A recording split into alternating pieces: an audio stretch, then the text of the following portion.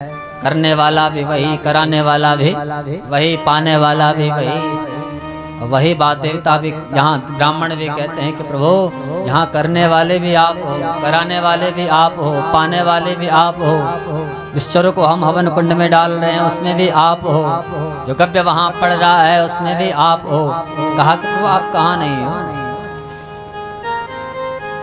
भगवान की बड़ी सुंदर स्तुति गाई ब्राह्मणों ने। लेकिन नारायण भगवान ने समझाया दक्ष को, कहा कि दक्ष मुझ में, शंकर में और ब्रह्मा में कभी भेद मत कर। देवताओं को भी समझाया कि हम तीनों एक ही हैं।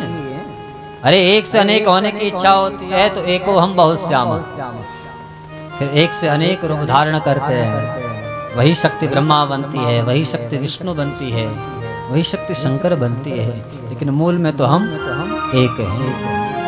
इसलिए हम में कभी भेद मत करना। राम को मानने वाला शंकर से बैर करे और शंकर को मानने वाला राम से बैर करे तो उसकी भक्त की पूर्णता हो ही नहीं सकती। क्योंकि शंकर तो स्वयं राम को अपना आराध्य मानते हैं और राम जी स्वयं शंकर को अपना आराध्य मानते हैं। हम ही उनमें भेद करने लग जाएं। आजकल बड़ी संप्रदाएं चल रही हैं। कोई कह रहा साहब मैं तो केवल शंकर को ही मानता, तो फिर राम कहाँ चलेगी, कृष्ण कहाँ चलेगी। और कोई कहे कि साहब मैं तो केवल कृष्ण को ही मानूंगा, न राम को मानूंगा न शंकर को मानूंगा, तो फिर वो कहाँ चलेगी। फिर कैसे सनातनी होगी। सनातनी तो वो है सबको माने, राम को भी माने, कृष्ण को भी माने, शंकर को भी माने, दुर्गा को भी माने।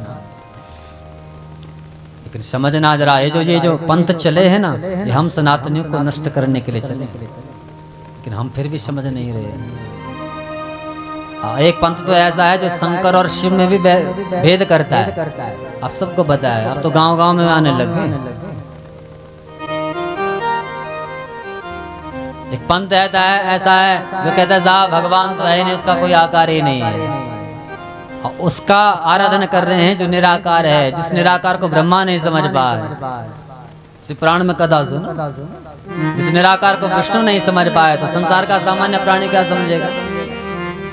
अरे हमारा मन यदि राम में नहीं लगा, हमारा मन यदि कृष्ण में नहीं लगा, तो हम उस निराकार को क्या समझ पाएंगे जिसका कोई आकार ही नहीं, जिसको हमने देखा ही नहीं है, उससे कैसे प्रेम कर पाए।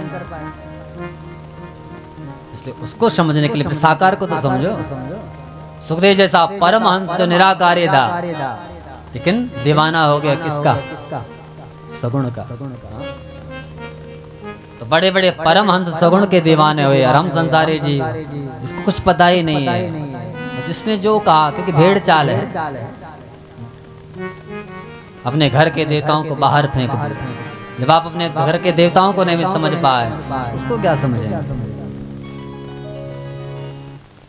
समझो ये हमको नष्ट करने के लिए ये बहुत बड़ा षड्यंत्र चल रहा है और हम सब उनकी उस चाल में फंसते जा रहे हैं।